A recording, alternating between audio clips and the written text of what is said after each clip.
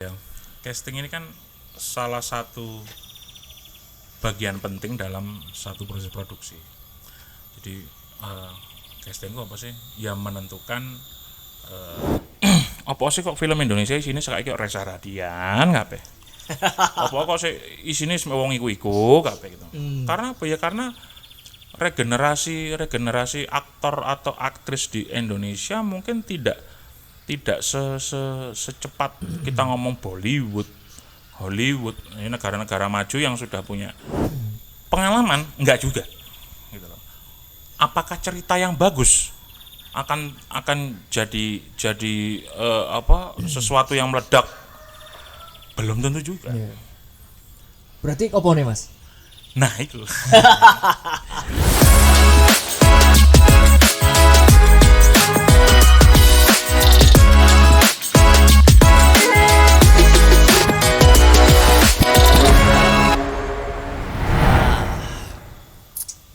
Sugeng Enjang, Sugeng Dalu. Sekarang apa ya? Sugeng Minarto. Oke, balik menende acara podcast Barongan Buri dengan tagline Umak Boysam. Arema banget nih. Umak Boysam. Oke. Arema banget nih. Jadi untuk apa pertemuan ini? Jadi di sebelah gue kan Mas Agung. Beliau juga wong film, produser film, casting director. Dan tentunya pasti menarik untuk obrolan Tino iki. Ya. Jadi Mas Agung, Gimana Mas Ken? iki cek nuansa Malangi kental awake Jawa nae Mas. Siap. Aku yakin sampean wis suwe enggak boso Iya. Malangan kan. Nah, Mas Agung iki sebenarnya asli wong Malang, wong Magir Mas yo. Ya. Wong Magir, tapi bicara untuk kiprahnya Mas Agung ini lebih banyak di Jakarta. Dan tentunya banyak ilmu yang akan kita dapat dari Mas Agung. Nah, Mas Agung, nun saya Mas Agung. Siap. Gimana? Kalau kita bicara film Mas Agung, ya film. Tak ngerokok ya? Oh iya orang apa? Orang rokok. Gimana? Biasanya ganja gue ya. Ganjal. Nah, film Mas Agung, kita bicara untuk film. Film kan kerja kompleks. Ya. Ya kan. Tentunya apalagi Mas Agung lebih harus katam masalah casting director Mas ya. Ya. Sedikit Mas sampean ulas tentang casting director apa sih? Gitu. Jadi kan pengalaman ini juga buat aku dewe pengalamanku pribadi gitu kan. Kadang-kadang kalau kita syuting di daerah, ya kan syuting daerah, iki aku butuh pemain sing karakter ini iki.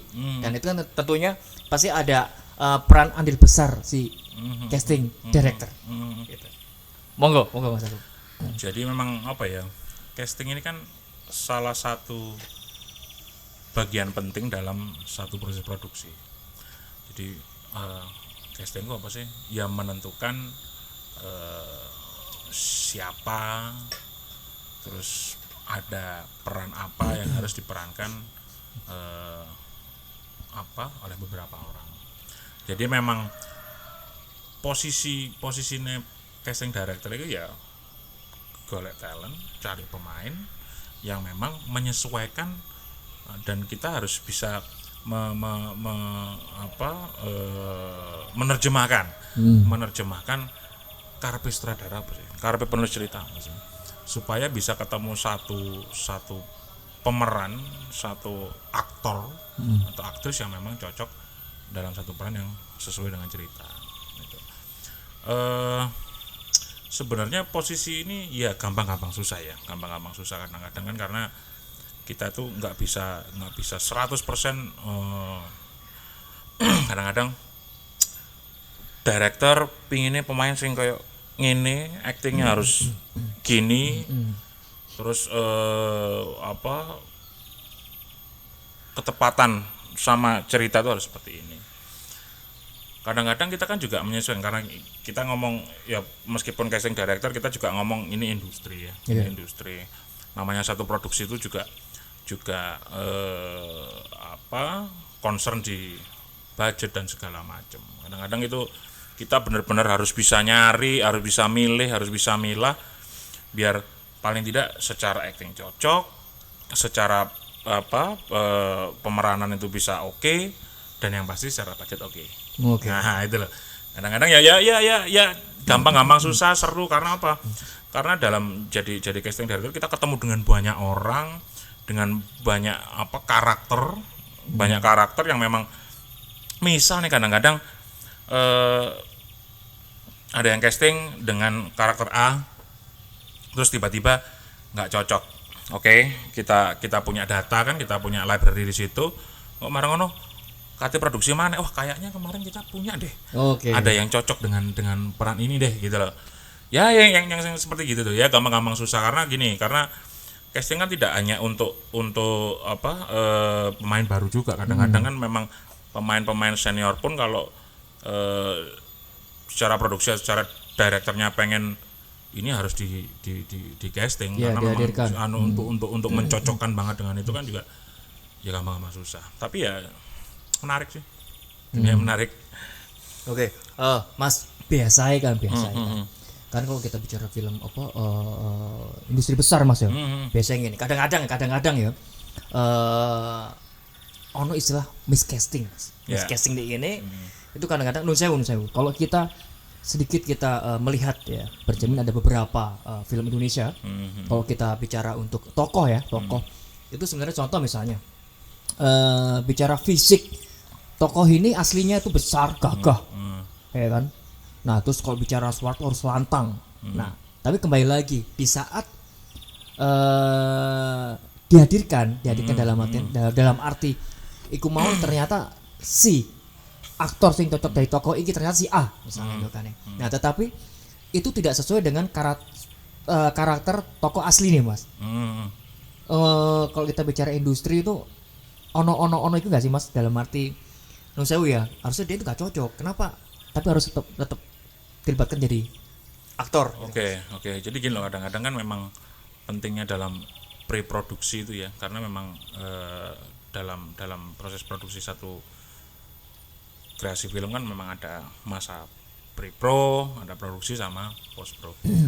Nah, pre-pro ini adalah pondasi untuk bisa menjalankan produksi dengan baik dan menghasilkan post-pro yang perfect.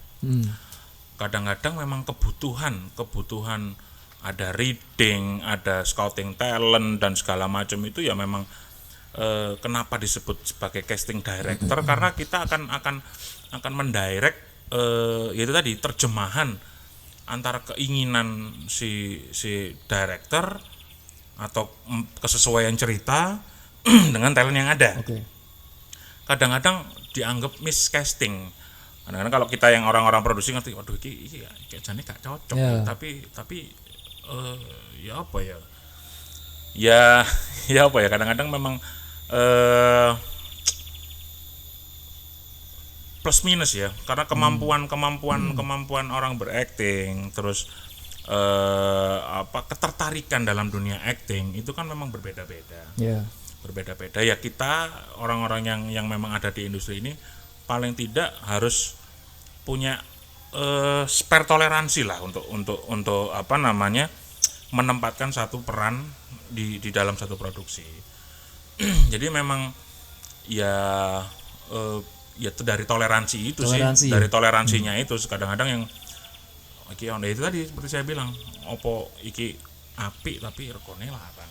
Nah itu kan, iki kurang apik iso dialog tapi gak pas gitu loh. Yang gitu-gitu ya kita ngambil jalan tengahnya lah, jalan tengahnya. Tapi kembali lagi tergantung kebutuhan produksinya, seberapa besar produksinya itu memang harus diperhatikan. Itu sih. Dan itu Mas, terkadang hal-hal seperti ini ya kan, itu terkadang orang-orang yang nggak ngerti dan nggak paham banget gitu. Nah kenapa sih tadi yang bilang kalau miscasting, nah ternyata sekarang sudah terjawab, karena bisa jadi karena nyun sewu ya ada plus minusnya, ya kan, ada plus minusnya. Jadi yo si kasare si iso dinego lah kan. Iya, ada toleransinya lah. Ada toleransinya lah. Iso dadi pemain apik tapi regane enggak mlebu. Iya. Sampai kebalikannya. Iki pemainnya guys middle. Middle budget mlebu. Nah, tapi saya ya bicara untuk jam terbangnya masih ya belum A plus lah, tapi sudah A lah, gitu lah. Nah tapi keuntungan di sini dia masih bisa iso dipoles, Ya. dibentuk jadi tokoh karakter itu. Gitu. Ini sangat menarik Mas, karena kalau bicara dunia acting Mas, dunia acting itu kan, like kita nun sewu bicara untuk totally. Ya. Kita nggak membedakan sih antara luar negeri dengan Indonesia, enggak. Ya. Tapi saya sendiri terkadang apa ya, dulu film-film luar negeri itu aktorannya kan Iya. apik Mas. Bahkan figuran aja. Nah, Pilihan. figurannya aja non sewu ya, ibaratnya walaupun dia melaku tok, adegan di kafe tok, tapi membangun suasana. Jadi gini sih kadang-kadang ini loh, yang terjadi secara pengalaman. Kadang-kadang yang ikut casting itu mereka bermodalkan aku secara look oke, secara ini oke, tapi actingnya kurang kadang-kadang. Ya ya kita paham ya, maksudnya masuk ke industri itu kan kadang pokoknya aku iso muncul di layar lebar gitu kan, meskipun cuma hour-hour gitu kan, kadang-kadang ya wis gak apa-apa Mas, aku pokoknya nggak dibayar pun nggak, bahkan ada yang seperti itu, saya nggak dibayar pokoknya aku lewat tok. Gini loh, perhatian kedetailan itu kadang-kadang memang kurang diperhatikan. Ada ya beberapa produksi yang memang kurang memperhatikan itu. Penting atau tidak, benar atau tidak, ya kembali lagi ke mau seberapa detail sih ini, mau seberapa real sih looknya film ini gitu. Kadang-kadang ono awar-awar tok tapi ada dialog dikit, marang ono wis gak pas gak apa-apa, pokoknya wis mlaku gak apa-apa, gak masalah. Ya kadang wong casting kadang ya pegel, maksudnya pegel dalam artian aduh sakjane eman ya ojo ngene ya, tapi ya balik lagi tadi ada beberapa aspek yang memang harus bisa menentukan siapa pemain, berapa budgetnya dan lain-lain. Balik ke situ lagi, ya repot. Tapi ya harusnya ya harus mulai ya kesadaran acting. Jadi kalau umpamanya mau ikut casting ya paling tidak mereka juga harus sadar kemampuan actingku seberapa sih gitu. Kemampuan actingku seberapa, aku tuh cocok sebagai karakter apa, bukan semua ono casting aku melok, ya enggak. Gitu loh. Jadi kadang-kadang kita kan biasanya ngerilis nih ke agensi atau ke talent scouter bahwa kita butuh peran ini gitu. Ya wis mereka agensi yang punya posisi juga sebagai vendornya untuk ngasih aktor atau aktris harusnya juga sudah mulai paham nih dalam industri ini bahwa nggak sembarangan gitu loh, makanya jangan ngasih talent yang sembarangan itu. Ya harusnya sekolah acting sekarang sudah banyak, gitu kan, sekolah acting, terus bahkan acting coach online, segala macam sekarang ya banyak. Bahkan untuk melatih acting pun sekarang medianya juga banyak. Ada digital platform untuk kita ngomong sosial media, mau kita ngomong TikTok kayak mau reels Instagram kayak atau apa kan sudah bisa menjadi sarana lah untuk latihan gitu. Dan dari situ kita juga bisa dari casting director juga bisa iki api bisa nggawe reelsnya bagus nih di TikTok, dia bisa bikin setup bagus, berarti kan dia punya potensi gitu. Nah, terus ada satu buat aku sih problematika penting. Apa sih kok film Indonesia isine saiki kok Reza Radian kabeh? Apa kok sih isine wong iku-iku kabeh gitu. Karena apa ya? Karena regenerasi aktor atau aktris di Indonesia mungkin tidak secepat kita ngomong Bollywood, Hollywood. Ini negara-negara maju yang sudah punya showcase untuk film itu sangat detail dan sangat besar gitu. Bener Mas. Tak perhatikan sih beberapa film yang muncul di kita ngomong sekarang ada OTT ya kan, ada lain-lain lah media untuk showcase film yang macam-macam sekarang. Ya mulai ada pemeran baru, terus wajah-wajah baru yang secara acting juga sudah lumayan. Tinggal masyarakat itu harusnya juga memberi kesempatan kepada mereka. Kadang-kadang ini lah Mas. Masyarakat Indonesia itu masuk ke bioskop ndelok posternya sapa sing main. Ya. Ya kan? Waduh gak terkenal. Gitu loh. Padahal si director atau si penulis cerita pokoknya yang punya produksi sudah mati-matian produksi ini. Tolonglah kasih kesempatan bagi para sineas, apalagi sineas baru yang memang pengen berkarya juga, mungkin secara secara production budget tidak terlalu besar, mereka cuma bisa ini, tapi saya yakin mereka itu juga bisa menentukan pilihan-pilihan pemain yang kualitas. Yang kualitas. Itu sih. Ya, ini penting banget ya buat teman-teman yang KT casting film. Ini penting banget. Jadi tadi wis diulas karo Mas Agung. Jadi saat durunge teman-teman casting kudu paham dan sadar diri dhisik ngono. Sak piro sih kualitasku. Nah, itu kudu paham dhisik. Iya, benar. Karena ya kembali lagi sebenarnya kalau di dunia ini tidak ada hal yang tidak dicari dalam arti dipelajari. Pasti bisa dipelajari. Benar. Seperti itu. Betul. Itu sangat penting banget buat teman-teman. Konco-konco sing kate casting, ya kudu siap dhisik. Gitu, kudu siap dhisik. Nah, kalau bicara untuk tadi Mas Agung bilang kualitas apa jenenge aktor-aktor di Indonesia, iki akeh sing anyar-anyar Mas. Akeh. Dan memang kadang-kadang ini juga Mas, kadang-kadang juga ono konco-konco bareng gitu saat ayo nonton film iki ayo. Pemainnya sopo? Nah, nggak terkenal aku. Iya. Ya itu tadi memang jadi satu bukan problem sih. Ya keunikan juga di masyarakat kita. Ini pengalaman ya. Aku pernah ikut dalam satu produksi tahun 2010 kalau nggak salah, itu aku gabung sama WGE waktu itu, PH-nya Wulan Guritno Entertain. Kita produksi film judulnya Dilema.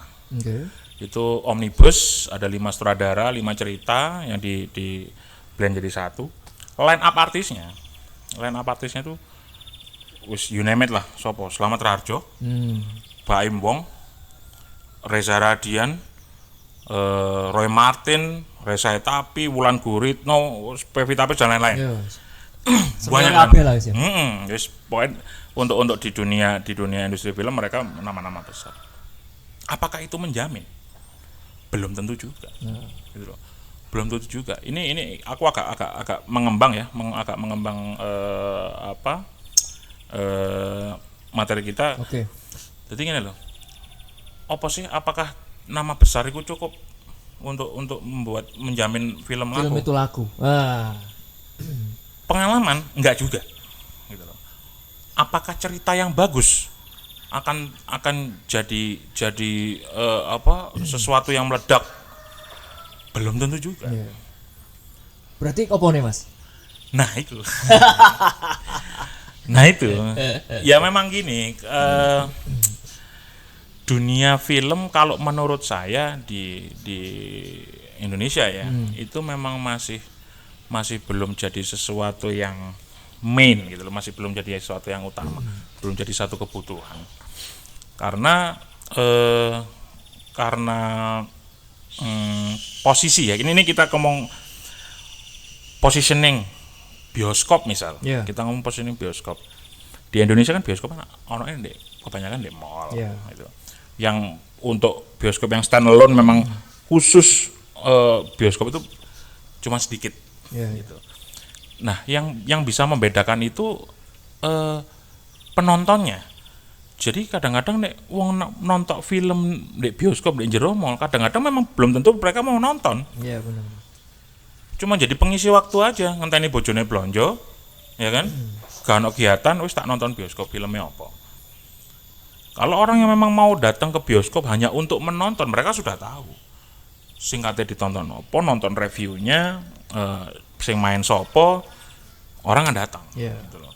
Makanya pengalaman ini cerita sedikit. Aku pernah waktu ke di luar ya, itu orang itu pakai jas, pakai gaun hari malam minggu. Ini kebetulan waktu di Spanyol, di Madrid. tak tanya iki wong iki nang ndi? Lapo pesta ta?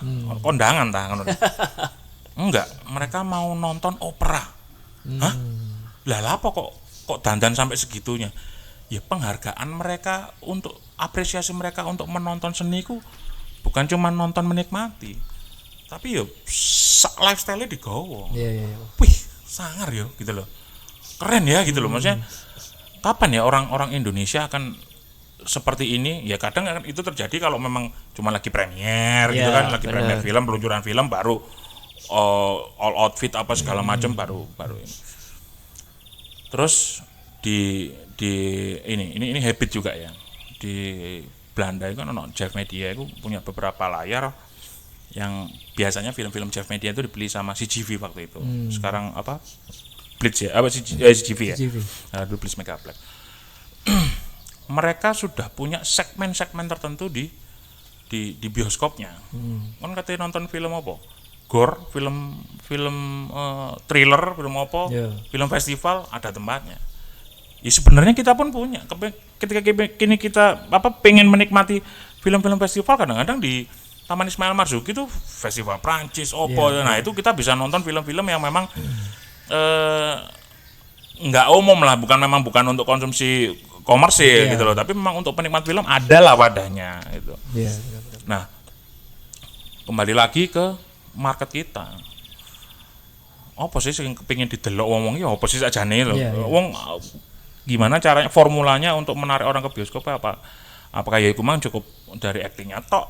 Apakah dari ceritanya tok? Apa viral atau apa itu kan kadang-kadang nggak ngerti gitu. Itu yang sebenarnya masih jadi pertanyaan besar dan memang saya pun pribadi juga pengen meriset itu gitu loh. Sakjane apa sih? Karena gini ya, konotasi film ya. Zaman dulu. Lah apa sih wong main film? Dunia entertain itu mesti ngono-ngono iku. Terus nek kepengin terkenal harus ke Jakarta. Nek kepengin iki ya kudu cedek karo nama-nama besar. Yang kayak gitu-gitu loh. Itu kan jadi tradisi akhirnya. Sebenarnya kalau kita dikasih kesempatan oke, Malang punya komunitas film dan akan berproduksi dan bisa ikut bersaing di dalam film-film besar, itu sebenarnya lebih fair. Jadi kadang-kadang kan memang orang-orang wong Malang duwe pasar dhewe, ya kan punya market sendiri, punya komunitas sendiri. Paling tidak dari situ aja. Ketika temennya berproduksi, bikin satu karya, ya wes nonton orek. Minimal dari itu aja gitu. Jadi nggak bikin karya film jadi dilempar gitu si ono si nonton syukur kak. Karena syukur ngono. Ah, gitu Mas. Gitu Mas kan. Ya. Ternyata ya kembali lagi Mas Agung ini ya, ternyata sebagai khatam casting director, tapi kan juga ada beberapa yang memang sudah diulas ini dalam arti barusan ya kita ngobrol itu sudah ranahnya ke produser sebenarnya.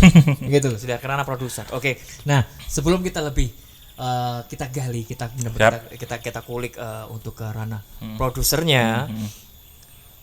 Cek lebih menarik kita katise.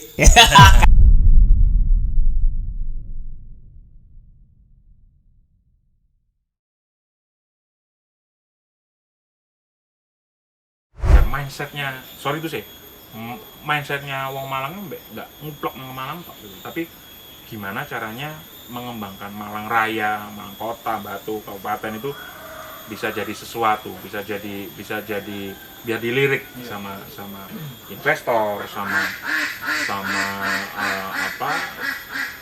wisatawan domestik gitu loh. Jadi kita punya banyak source yang bisa kita jual, yang bisa kita promokan gitu kan secara nasional bahkan secara internasional melalui industri film.